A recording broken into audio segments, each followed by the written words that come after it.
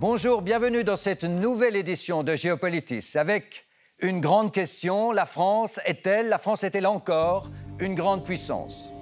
Au sommaire, les ambitions de la France sur terre, sur mer et dans les airs. Elle est une des rares nations à posséder des territoires dans les deux hémisphères. Son industrie militaire, ses avions dernier cri, ses sous-marins d'attaque, lanceurs de missiles, instruments essentiels de la puissance, nous dira notre grand invité, l'amiral 5 étoiles Alain Coldefy. Nous parlerons menaces, cyberguerre et défense européenne. Enfin, notre rubrique ce jour-là, quand le général de Gaulle tournait le dos à l'Alliance Atlantique. Dans ce monde désormais multipolaire et incertain, quelle est la place de la France? Quelles sont ses capacités à influencer la marche du monde? Quels sont ses intérêts à défendre? Contre quelles menaces et quels adversaires? Pour affirmer sa puissance, la France dispose de sa force de frappe nucléaire, d'un siège permanent au Conseil de sécurité des Nations Unies qu'elle défend jalousement. Elle s'appuie sur un complexe militaro-industriel performant. Son économie innovante est encore la 6e de la planète. La France demeure aussi une nation exportatrice d'une certaine idée d'elle-même. Mais les équilibres ne sont plus ceux qui prévalaient au XXe siècle. La résurgence des rapports de force, l'expansion brutale de quelques puissances régionales, le djihadisme au sud du Sahara et ses avatars qui viennent frapper jusqu'au cœur de la République, la relation compliquée avec les États-Unis, la Chine devenue rivale systémique et qui remet en question nos principes démocratiques, et puis encore la désunion de l'Union européenne, tout cela s'impose désormais comme de nouveaux paramètres. Avec toujours cette ambition pour la France d'être le porte-drapeau de l'esprit des Lumières et des valeurs humanistes de l'Occident.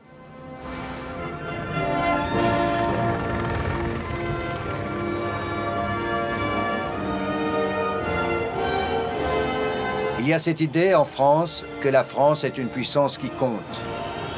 Un pays fort, avec une exigence universelle, qui, parce qu'il est plus fort, produit davantage, peut justement assurer la solidarité sur le sol national et avoir une exigence humaniste à l'international. Un pays certain de ses valeurs, où les caricatures du prophète Mahomet peuvent être publiées librement, quitte à se mettre à dos une partie de l'opinion d'un bout à l'autre de l'espace arabo-musulman. Cette singularité, la France l'avait réaffirmée avec grandiloquence en 2003 dans l'enceinte des Nations Unies, quand Paris avait tenté d'empêcher les États-Unis et leurs alliés d'envahir l'Irak, avec les conséquences que l'on sait. Dans ce temple des Nations Unies, nous sommes les gardiens d'un idéal. Nous sommes les gardiens d'une conscience. La lourde responsabilité et l'immense honneur qui sont les nôtres doivent nous conduire à donner la priorité au désarmement dans la paix.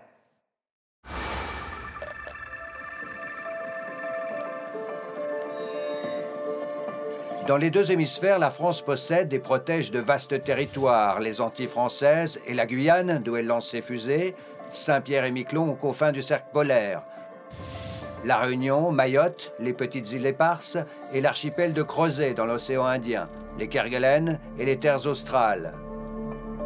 Et puis dans le Pacifique, la Nouvelle-Calédonie, Wallis et Futuna, la Polynésie française, avec encore l'atoll de Clipperton.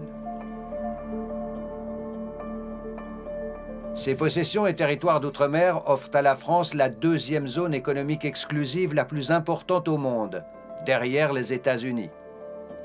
Autre instrument majeur de l'influence française, l'Organisation internationale de la francophonie. Elle regroupe 88 États, membres et observateurs, et aussi les alliances françaises, disséminées dans 132 pays. En Afrique, 17 États sur une trentaine sont d'anciennes colonies. La France y est toujours bien présente, même si son influence diminue inexorablement.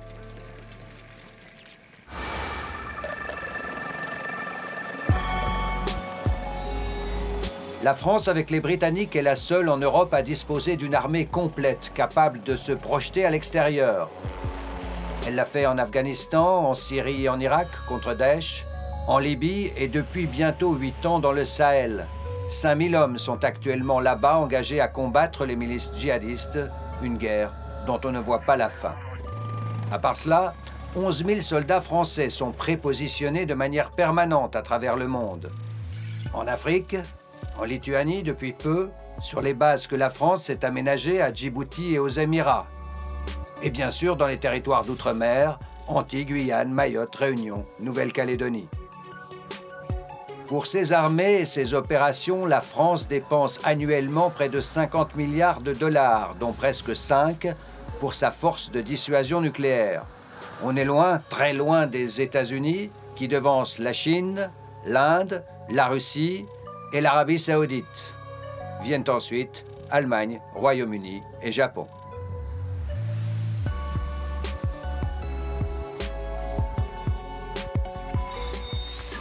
Bonjour, amiral Alain Koldefy. Bonjour. Merci de nous rejoindre depuis Paris en duplex, puisque le Covid n'a pas permis que vous veniez à Genève. Permettez que je résume en quelques lignes vos 40 ans de carrière militaire. Commandant du porte-avions Foch, puis à bord du Clémenceau, commandant des opérations lors de la guerre en ex-Yougoslavie. En 2002, major général des armées, puis inspecteur général. Conseiller de plusieurs ministres, Léotard, Fillon, conseiller spécial au sein de EADS, le fleuron de l'industrie militaire européenne, grand officier de la Légion d'honneur dont vous présidez présentement la Société des membres. Commençons par une question militaire, puisque vous êtes là, amiral. 50 milliards de dollars, tout compris, pour la défense française. Est-ce assez ? Alors, c'est à la mesure des capacités de la France d'investir pour sa défense. Est-ce qu'il faut rapporter cette somme à l'ensemble du budget de l'État? C'est un minimum, un plancher, qui rend la situation encore difficile parce qu'il y a eu beaucoup de coupes claires depuis la chute du mur de Berlin et la période qui a suivi, qui était une période où les dangers n'apparaissaient pas clairement aux yeux de nos concitoyens. Et ce serait sans doute beaucoup plus productif si l'ensemble de nos voisins européens faisaient un effort comparable, ce qui n'est pas le cas. Sur ces 50 milliards de dollars, il y en a un dixième à peu près qui vont à la dissuasion nucléaire. Ça coûte patate, comme diraient les militaires, cette dissuasion nucléaire. Alors là aussi, il faut rapporter à l'efficacité. C'est effectivement un flux qui est de l'ordre de grandeur que vous indiquez, qui est constant, qui depuis l'origine nous a permis de développer une dissuasion nucléaire avec des armes, sous-marins, lanceurs d'engins, avions, et puis jusqu'à la chute du mur de Berlin, des installations à terre, pas très loin d'ailleurs de chez vous, mais qui me paraît nécessaire par rapport à l'assurance-vie que la dissuasion apporte à la France. Mais est-ce que c'est pas trop, 300 têtes, à peu près 300 têtes nucléaires, quand on sait qu'une seule peut détruire Moscou et toute son agglomération? Non, l'objectif, c'est de... La France est un pays de 67 millions d'habitants, avec des infrastructures, une richesse, etc. Et si ces intérêts vitaux sont atteints, elle ripostera en détruisant l'équivalent de la France. Voilà, on n'a pas voulu mettre la barre plus haut, mais pas plus bas non plus. Donc il n'y a pas de degré. Effectivement, un sous-marin nucléaire lanceur d'engins, comme il y en a en ce moment au fond de l'eau, c'est 800 fois Hiroshima. Donc ça peut paraître énorme, mais ce n'est pas utilisé comme une arme du champ de bataille, c'est une arme de dissuasion. Alors parlons des menaces maintenant. Tout ce budget de la défense, contre quelles menaces au fond? Alors les menaces sont multiples. Si on regarde le monde, mais de façon très réductrice, vous avez tous les grands États, les États puissants se réarment. La Chine, la Russie, et puis bien sûr, et bien d'autres encore, l'Inde, etc. Le deuxième point, c'est que les organisations non étatiques ou les États moins puissants, mais qui ont un pouvoir de nuisance considérable, eux, nous attaquent et mettent en œuvre des armes. Et le troisième point, c'est que dans cet environnement, c'est très difficile de déterminer d'où viendra l'attaque suivante, elle sera de faible niveau, de niveau intermédiaire. On peut toujours imaginer, parce qu'il faut toujours faire des plans, quand on ne fait pas de plan, on perd. On perd définitivement. Donc il faut imaginer que ces États-puissances, un jour, les chocs pourraient arriver. Donc on a un ensemble de menaces. Pour le moment, la plus actuelle, mais elle ne touche pas le sol français. Elle touche des Français, bien sûr, mais elle ne touche pas la vie de la France, les intérêts vitaux. C'est celle de la menace terroriste et des États qui protègent cette menace terroriste. Mais ce n'est pas la menace principale. La menace principale, on doit s'en préserver. Dieu merci. Et grâce à la dissuasion dont on vient parler, notre sol, et le sol européen d'ailleurs, n'est pas en danger immédiat, mais on ne sait jamais ce que l'avenir... Vous savez, les guerres se sont déclarées sur des futilités, si on les regarde au regard de l'histoire, et ont enclenché des millions de morts. Donc il faut éviter absolument tout cela. La France, on l'a vu tout à l'heure dans le sujet, possède des territoires dans les 2 hémisphères et dans tous les océans. Est-ce que ces forces militaires, et là je pense particulièrement aux forces maritimes, sont suffisamment fortes pour défendre la totalité de ces intérêts qui vont des Antilles jusqu'à l'atoll de Clipperton à l'autre bout du Pacifique? Alors, l'atoll de Clipperton n'est pas défendu en permanence. J'imagine. Ça l'était au moment des expérimentations. Ça l'était au moment des expérimentations nucléaires. Non, plus sérieusement, les forces que l'on appelle de présence sont là pour justement éteindre le feu dans l'environnement immédiat quand c'est nécessaire. C'est un peu, le théorème du pompier, un verre d'eau, un seau d'eau et un camion à incendie. Donc il vaut mieux avoir la capacité instantanée aux Antilles, en Polynésie, en Calédonie, à La Réunion, etc., d'avoir une capacité instantanée de riposte à bas niveau, bien sûr. Le deuxième sujet que vous évoquez, sans le dire clairement, c'est celui de la protection des espaces maritimes, de toute cette zone économique de 11 millions de kilomètres carrés qui nous font de nous le deuxième propriétaire maritime mondial. L'EDF, juste derrière les États-Unis, juste derrière. Il faut de grandes forces navales pour défendre tout cela, contrôler tout cela. Est-ce qu'un seul porte-avions suffit, amiral?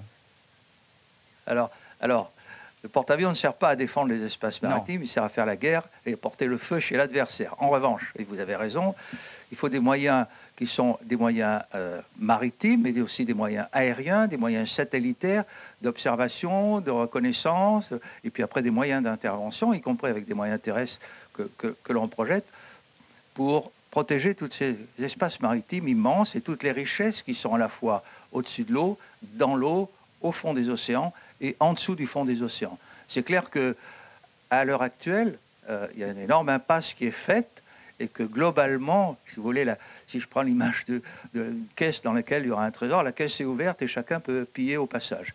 Donc c'est à nous de déterminer comment on peut mieux faire, mais là il faut des moyens qui ne sont pas si considérables que ça. Il faut des moyens et il faut une volonté. Les deux manquent un petit peu dans ces deux domaines pour ce qui concerne la partie maritime de la puissance de la France. Alors, on va aller un peu plus loin. Parmi les instruments, justement, de cette puissance de la France, il y a son industrie militaire, 3e exportatrice d'armement au monde, 55 milliards ces 5 dernières années, à peu près. C'est un secteur dans lequel vous avez occupé de très importantes fonctions. On se retrouve juste après ce sujet d'Elsa Anguinolfi et Guillaume Fialip.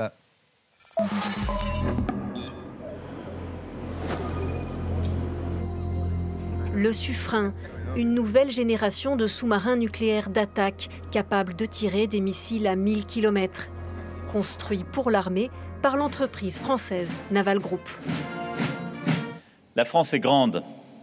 Quand public et privé unissent ainsi leur savoir-faire, travaillent ensemble, avec pour seule méthode l'exigence, pour seule boussole l'excellence, pour seul horizon notre souveraineté. Une vitrine pour l'industrie militaire française. Naval Group a signé un contrat record avec l'Australie pour 12 sous-marins issus de la même série. Mais ce n'est pas le seul groupe qui compte. Il y a aussi Thales, avec notamment ses systèmes de surveillance. Ou encore Dassault et ses Rafales, vendus à l'Égypte, au Qatar, à l'Inde et récemment à la Grèce. Au total, une dizaine de grandes entreprises qui, avec 4000 PME, représentent plus de 200 000 emplois. La France est aussi à l'origine du géant européen Airbus, dont 15% des revenus viennent de la défense. Une industrie forte qui permet à la France de limiter sa dépendance envers l'étranger pour s'équiper, qui lui permet aussi de peser sur la scène internationale. La France est le 3e pays exportateur d'armement dans le monde, derrière la Russie et les États-Unis. Ses principaux clients sur 10 ans, l'Inde, le Qatar, l'Arabie Saoudite, l'Égypte et les Émirats Arabes Unis. Émirats Arabes Unis et Arabie Saoudite qui sont directement impliqués dans le conflit au Yémen. Ce qui vaut à la France et à son industrie militaire les critiques des organisations de défense des droits de l'homme. Le pays tente de se réorienter vers l'Europe. Son 6e client, la Belgique, qui a notamment commandé plus de 400 véhicules blindés à la France.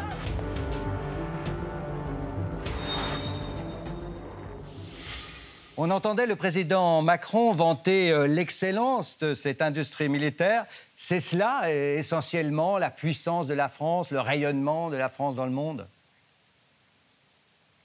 C'est un des outils indispensables pour conserver notre autonomie de décision. Bien sûr, on n'est pas capable de tout faire tout le temps, à chaque instant.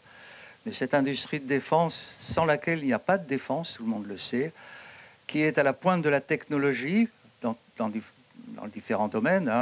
On va peut-être évoquer les sous-marins nucléaires et les porte-avions à propulsion nucléaire. Il n'y a que 2 pays dans le monde qui les fabriquent de A à Z, c'est les États-Unis et nous, et qui les mettent en œuvre de façon efficace. Donc on a cette industrie qui doit être au premier plan technique et technologique, et c'est là qu'est notre avantage qualitatif par rapport, entre guillemets, à la concurrence. On pourrait parler du Rafale aussi, dont vous m'avez dit que le seul programme de développement a coûté plus de 40 milliards d'euros. C'est beaucoup d'argent, il faut en vendre beaucoup ensuite de ces avions pour rentabiliser tout cela. Oui, mais j'allais dire, si vous êtes aux États-Unis, le marché interne de la défense suffit largement à alimenter l'industrie. Et si vous êtes en France, le marché interne des armées françaises ne suffit pas à alimenter l'industrie et à faire de cette activité une activité au minimum rentable. Donc, il est nécessaire de vendre, bien sûr, sachant qu'on ne peut pas tout vendre. Tout à l'heure, je vous parlais des sous-marins nucléaires et des porte-avions, c'est invendable. Les avions comme le Rafale sont vendables. Et là, on se heurte à la compétition. Et bien sûr, ce sont nos grands alliés américains qui nous mettent des bâtons dans les roues parce qu'ils ont leurs produits qui leur permettent, en les vendant, de s'assurer une petite suprématie vis-à-vis de leurs clients. C'est tout à fait normal. Nous, on a fait la même chose. Chaque pays essaie de faire la même chose. Après, il y a des considérations politiques.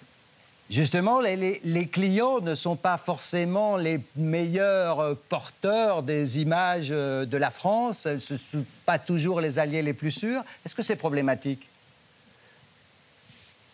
Oh, je dirais que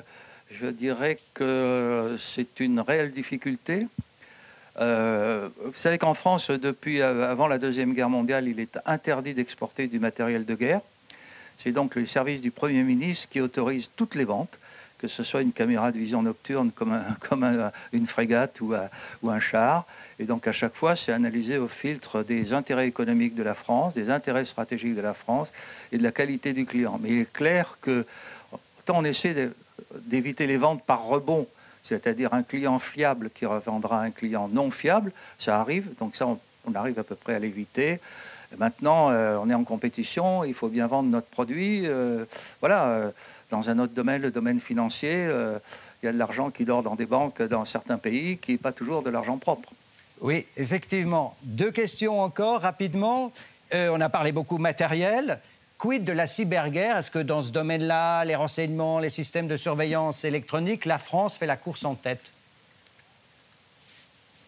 Alors non, c'est prétentieux de dire qu'elle fait la course en tête. Elle a pris le sujet de façon très sérieuse, à ne pas avoir une attitude plutôt défensive les premières années. On va se protéger contre ça.